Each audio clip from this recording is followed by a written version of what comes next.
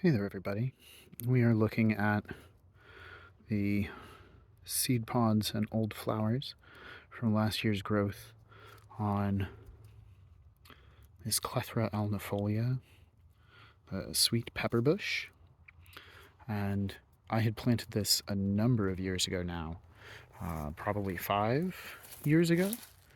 And the hope in planting it on this berm here in the front yard that is built almost entirely out of wood chips and spent hay with a few course of logs underneath to start the hugel mound. The hope in planting this on that type of substrate was that it would eventually hit this point where we'll get a huge amount of blooms off of everything, but that as it expressed itself through the substrate as a closely suckering shrub, we're going to get close to the suckers in a moment, was that the substrate itself would enable us to gently and easily lift things out. And so, cover these strawberries back up real quick, and if I carefully excavate over here, I can tease apart all of these little bits of wood chip, and I can get at this guy. And with just a little bit of gentle excavation by hand, I can snake my fingers down, feel where everything is, clear up some of the obstructions, and just kind of peel this little friend back. We've got another root off of it that's coming across this way. But you can see all of these fine little root hairs coming off of it. And if I feel down a little bit further, I've got one more anchor point that I can just tease up this way. Pardon the hand. And so really, I'm just disturbing a whole bit of wood chip. We're just barely getting to where the admixture of soil is beginning. But I've got all of this growth space that I can now come in with a pair of snips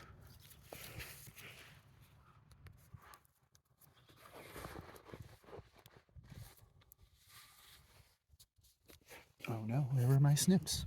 Hang on. Okay, dilemma fixed. Got our snips. So I can come down in here with these snips and just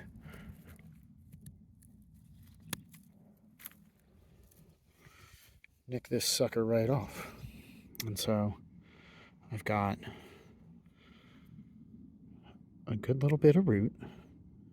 It's still early enough in the dormant season that while it was pushing some growth up, it's not fully awake yet. And we've got a pretty nice little mix that it can go into. So I've got another one right here and another one just behind it. And there are a few more on the other side of this mother plant as well. And this is part of the long-term strategy here. We're also collecting a whole bunch of the seed, but also hoping that some of it falls and naturally sprouts. Not that it'll be very easy to tell apart from some of the suckers that are growing off of it, but mutual propagation. I like the genetics of this one, so I'd like to have a few more of it, and then the sexual reproduction of it should mix up those genes enough that I can get some interesting expressions out of it. But there are some other long-term experiments and trials that we're doing, and I'm excited to show you one that is seeming promising after the winter. Gotta make sure to put this guy in water while I'm talking to you all.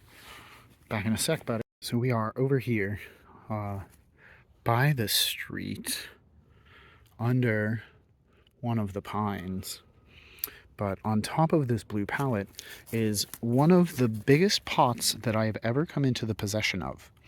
And I want to say this is a 30 or a 40-gallon pot. It's too heavy for me to pick up and check the bottom of, but it comes up to my knee, so it's a solid couple feet high. Inside of this, we have these itty bitties. And these are all super teeny tiny Amelanchiers. And when we first picked up the mother plants that these all came from, we had originally had another one in here before the winter. We'll see what happens. But so when we first got these, the suckers coming from the bottom of the pot were so pronounced that in order to even plant it outside of the pot, I had to cut all of the little root suckers out. And so in the fall, when I was extricating the babies of the service berries, I decided to stick a handful in here to do a little colony of them in the hopes that in the next year or two, they will start expressing little babies out of this pot that I can then gently trim off and transplant or pot up or ship out. Because there's going to be all of this space where the pressure is reduced. There's obviously pressure pushing back on the roots from the plastic, and in each of these gaps is a place where the plant can express itself outward and send out new shoots because it is a suckering type plant. So I think that if I am successful keeping these alive this year, they may be able to reach some of these holes down here and give me a way to gently harvest more of this native plant as well, without having to disturb its neighbors or the rest of the soil profile or risk damaging the mother plant too greatly in the excavation of the babies. So this is a project that I'm working on. I was nervous about showing it off before I knew that these would survive the winter, but so far so good. Next week's going to have some cold, and we'll come back and protect them again. But this feels promising, and yeah, an absolutely huge thanks to our friend in town who gave this and a few dozen other pots to me to help me pad out last season. I cannot wait for us to play in the garden again together. So, till next time, everybody, thanks for watching. Happy planting.